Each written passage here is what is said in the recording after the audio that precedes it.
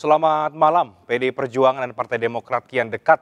Pertemuan Puan Maharani dan juga Agus Harimurti menjadi babak baru hubungan kedua partai yang selama ini dikenal tidak akur dan kerap berseberangan.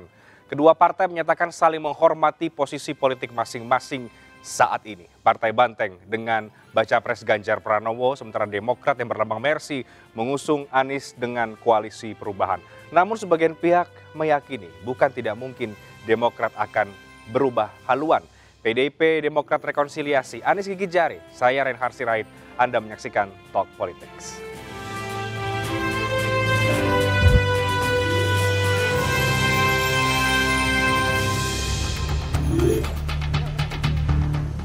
Agus Harimurti Yudhoyono dan Puan Maharani bersama jajaran elit PDI Perjuangan dan Partai Demokrat menggelar pertemuan dalam rangka menjalin komunikasi politik. Sebelumnya, Puan dan AHY sempat berolahraga pagi. AHY datang dari Sudirman Tamrin, sementara Puan berolahraga dari Jalan Denpasar, Kuningan, Jakarta Selatan. Dan kami berharap bahwa pemilu ke depan ini adalah pemilu damai, pemilu yang gembira, pemilu yang bisa membuktikan bahwa pesta demokrasi rakyat itu adalah pestanya seluruh rakyat Indonesia. Politik rekonsiliasi semacam ini sangat dibutuhkan dan dinantikan oleh masyarakat Indonesia. Masa depan adalah milik kita, generasi muda. Mbak Puan adalah salah satu tokoh pemimpin politisi perempuan yang hebat, lengkap rekam jejaknya, baik di parlemen maupun di pemerintahan. Tentunya banyak hal yang bisa beliau sampaikan dan kita diskusikan bersama. Kami pun demikian, saya termasuk yang ingin terus memberikan manfaat dan juga berperan dalam kehidupan bermasyarakat, berbangsa dan bernegara dengan latar belakang yang berbeda, tetapi sekarang dalam dunia politik yang sama. Mudah-mudahan silaturahim tadi tentu tidak hanya membicarakan politik praktis, politik pemilu 2024, tetapi banyak lagi isu kebangsaan, isu negara, dan isu rakyat yang bisa kita rajut bersama. Menurut Sekjen PDI Perjuangan Hasto Kristianto, dialog antara PDI Perjuangan dengan Demokrat dilakukan secara konstruktif karena dialog ini penting untuk membahas kepentingan berbangsa dan bernegara di masa depan.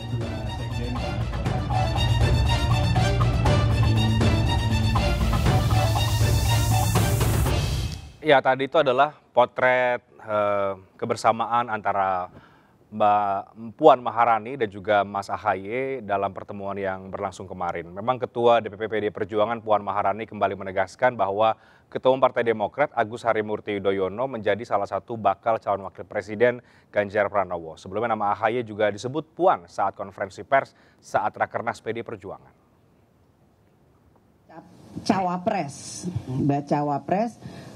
kami belum menerima proposal apapun, namun sudah memahami dan mengetahui untuk adanya usulan nama dari partai yang kemudian mengusulkan. Jadi kalau proposal itu kan seolah-olah kertas hitam putih ada tulisannya bahwa ini segala macam. Enggak. Usulan tersebut tentu saja akan kami tampung.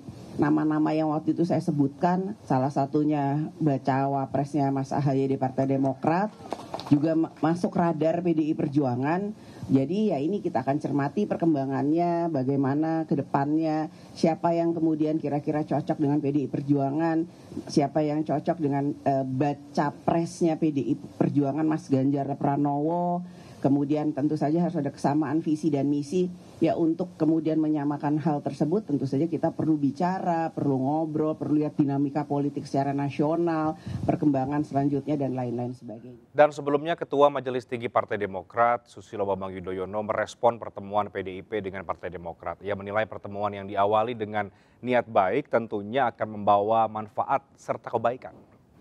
Partai Demokrat merespon ajakan dari Mbak Puan atau PDIP untuk melakukan pertemuan dan berbincang-bincang. Partai Demokrat selalu berpendapat pertemuan yang berangkat dari niat baik, tujuan yang baik, membahas masalah-masalah bangsa tentu ada guna.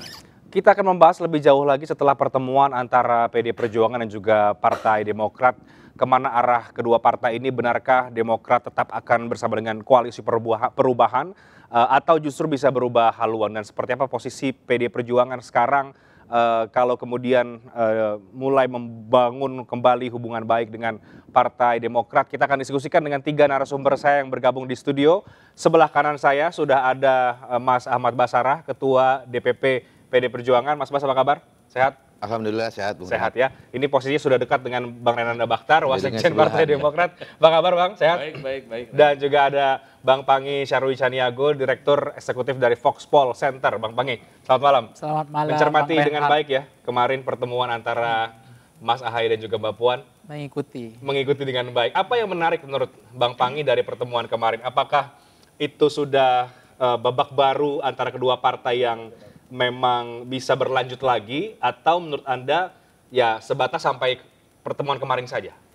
Iya, kalau kita lihat memang ada orang mengatakan mazhab pertamanya wajah baru PDIP yang lebih banyak merangkul ya, tidak eksklusif tapi inklusif. Terbukti PDIP dengan P3, PDIP dengan Perindo, PDIP dengan Demokrat. Hari ini selama ini kan dianggap PDIP ini partai maksudnya karena golden ticket ya, merasa bisa sendiri, ternyata memang mulai merangkul itu gitu pelan-pelan. Yang kedua, apakah ini sebatas silaturahmi biasa atau ini akan ada pertemuan yang lebih serius gitu.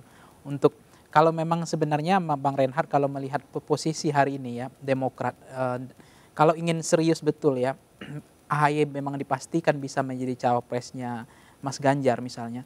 Itu memang artinya koalisi perubahan ada kemungkinan ya langkah politiknya mati gitu. Artinya tidak ada lagi peluang untuk membangun koalisi karena tidak mencapai tiket poros itu. Tapi seberapa besar jaminan itu diberikan oleh PDIP kepada Mas Ahaye? Karena kompetisinya di cawapresnya Mas Ganjar ini besar juga. Misalnya dari P3 menyodorkan nama Sandiaga Uno, kemudian dari PAN menyodorkan Erick Thohir, kemudian dari Perindo sendiri ada TGB, kemudian ada Nazarudin Umar dan seterusnya. Nah ini seberapa besar memang bergening Mas Ganjar itu bisa punya peluang menggandeng Mas Ahaye. Nah ini kuncinya jawabannya ada sama Bu Mega menurut saya. Karena koalisi PDIP ini, koalisi keberlanjutan itu bukan koalisi yang setara. Berbeda dengan koalisi perubahan.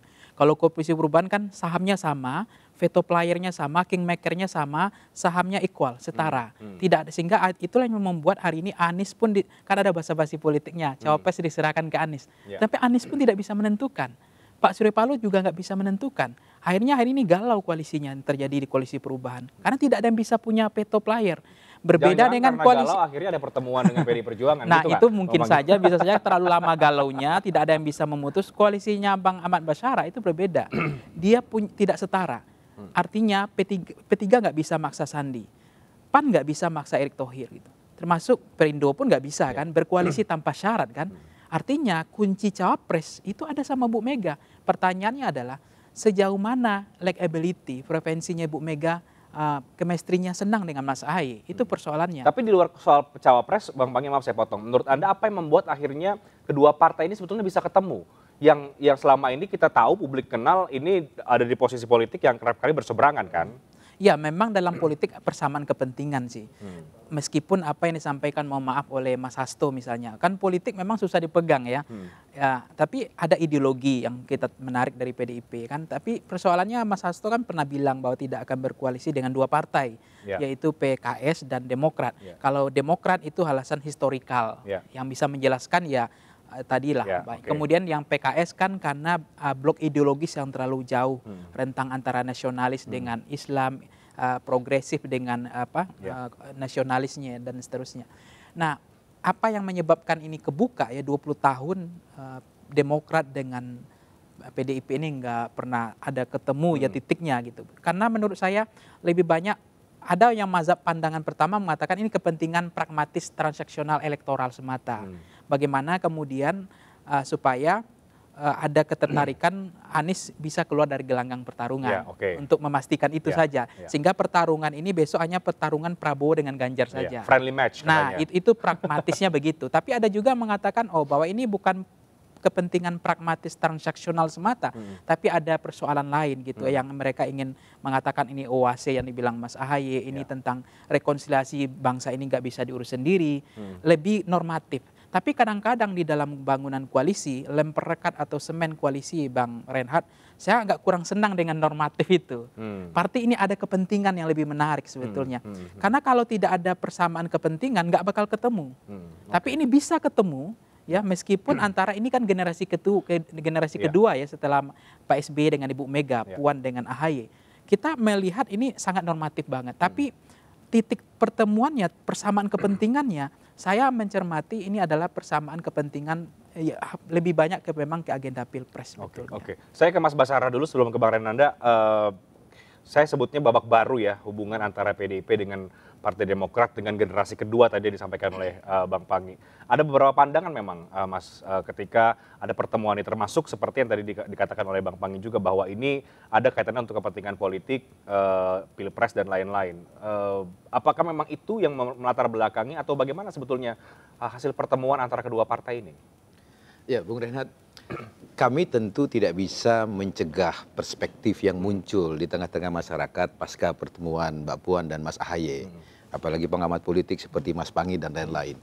Tetapi kalau boleh saya jujur, kami memonitor respon publik Mas Panggi terhadap pertemuan Mbak Puan dan Mas Ahaye itu lebih pada bahasa kebangsaan.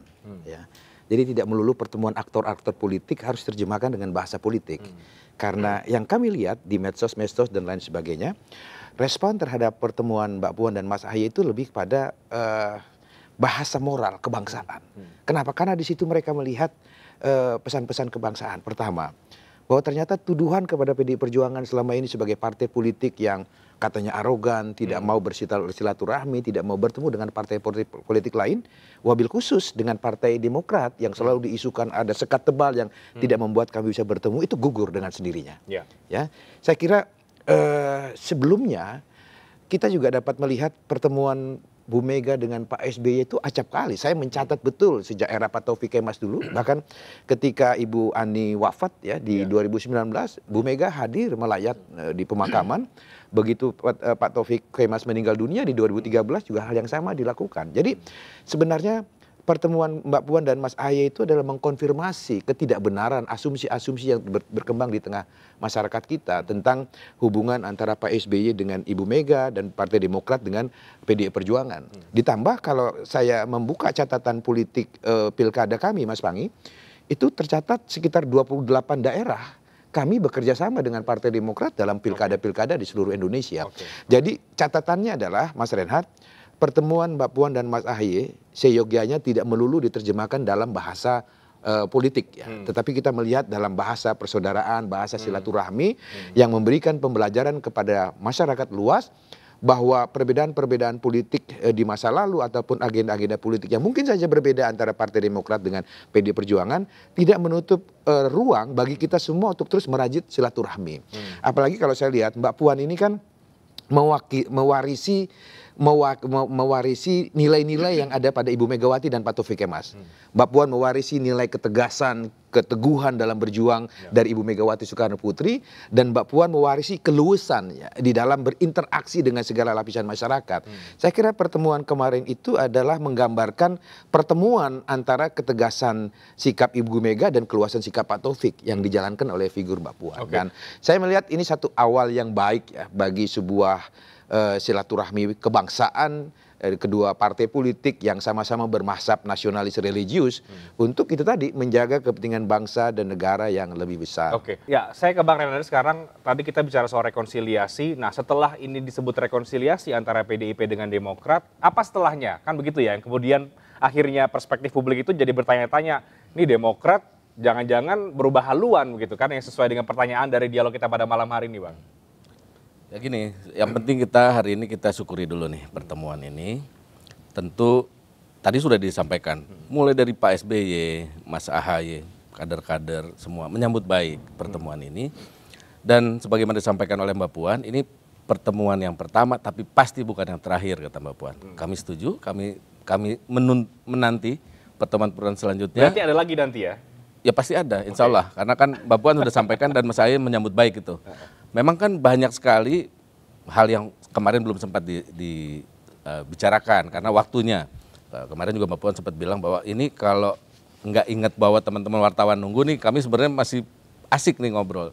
Jadi saya rasa ke depan tentu kita ikuti terus perkembangan seperti apa, pembicaraan antara dua tokoh politik ini.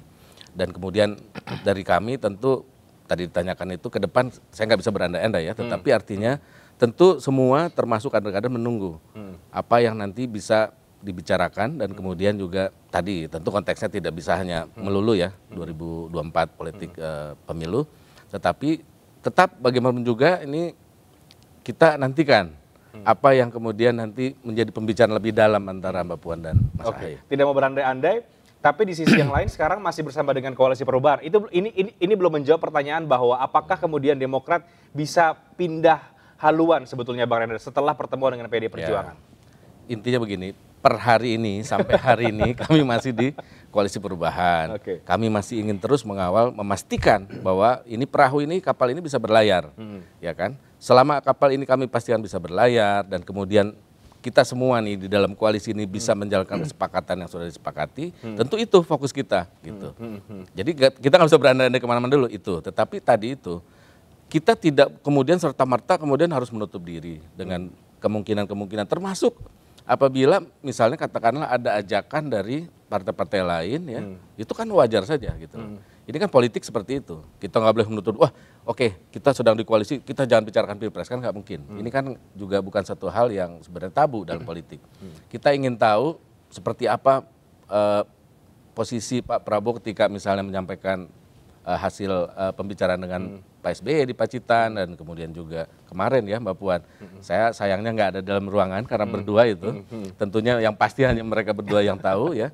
Tapi intinya kita selalu terbuka untuk membicarakan kepentingan bangsa ke depan. Oke. Gitu. Bang Panggi, dari pemaparan tadi apakah Anda sudah melihat ada kegalauan, kegamangan atau sudah ada tanda-tanda bahwa ini mungkin kemudian memang kita bisa melihat Demokrat dan PD Perjuangan kelak bisa dalam satu perahu kerjasama yang bersamaan. Tapi dijawab nanti, kita break dulu Bang Panggi, kami akan segera kembali sesaat lagi.